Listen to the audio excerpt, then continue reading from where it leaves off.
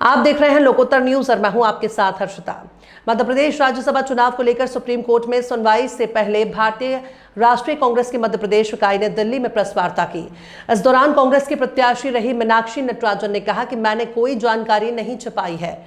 कांग्रेस मुख्यालय में प्रेस वार्ता में मीनाक्षी नटराजन ने कहा कि मुझ पर फॉर्म 26 में जानकारी छिपाने का आरोप है, लेकिन कोई ऐसी जानकारी नहीं छिपाई गई जो मांगी गई है। मीनाक्षी नटराजन ने कहा कि मामला विचाराधीन है, इसलिए मैं सिर्फ उतना ही बोल सकती हूं जो पब्लिक डोमेन में है। मीनाक्षी नटराजन ने कहा कि चूंकि ये मामला कोर्ट में है और अभी सुप्रीम कोर्ट में इसकी सुनवाई हो रही है, इसलिए मैं आज इस पर विस्तार से बात नहीं करूंगी और ना ही सभी कानूनी पहलुओं पर चर्चा करूंगी।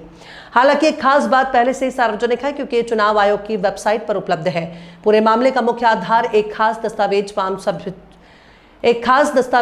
26 है। आरोप है कि मैंने फॉर्म 26 में कुछ जानकारी दर्ज नहीं की और तथ्यों को छुपाया। सबसे अहम बात जिससे ये पूरा विवाद शुरू हुआ वो है किसी लंबित आपराधिक मामले या सजा योग्य अपराधों के लिए दोषी ठहराए जाने की जानकारी देना।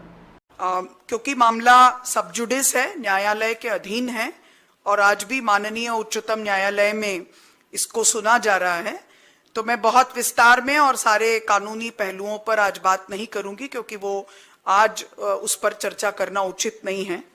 मगर एक चीज ऑलरेडी पब्लिक डोमेन में है और अब क्योंकि वो इलेक्शन कमीशन की साइट पे उपलब्ध है, तो वो वैसे भी आप सबके सामने है, उसकी बात जरूर मैं रखूंगी और मेरे एक साथी को मैं अनुरोध करूंगी कि वो स्लाइड के रूप में यहां पर उसको चलाएं।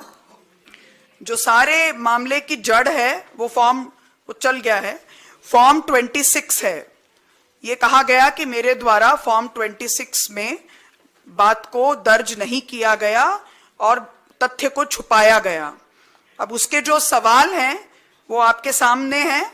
राजनीतिक दल का ब्यौरा देना है, मतदाता सूची में जो उम्मीदवार का क्रमांक है वो ब्यौरा देना है, उम्मीदवार का फोन नंबर और जो भी उसकी आइडेंटिटी है, ईमेल अकाउंट है, वो उसकी जानकारी देनी है, पैन और आयकर के रिटर्न के बारे में विवरण देना है, संपत्ति और अन्य चीजों के बारे में विवरण देना है। लेकिन मोस्ट इंपॉर्टेंट बात जिस पर यह सारी बात शुरू हुई वो ये है कि अगर कोई लंबित आपराधिक मामला है तो उसकी जानकारी देनी है, और अगर कोई दंडनीय अपराध में दोषी ठहराए गए हैं तो उसकी जानकारी देनी है। जाहिर है कि इन सब चीजों पर मैंने लिखा कि ये मुझ पर लागू नहीं है, क्योंकि मुझ पर एक लीगल नोटिस है। वो लीगल नोटिस की पूरी कानूनी जानकारी मैंने मेरे ईसीआई को जो मेमोरेंडम दिया उसमें रखा। आज सुप्रीम कोर्ट में भी वो बात रखेंगे।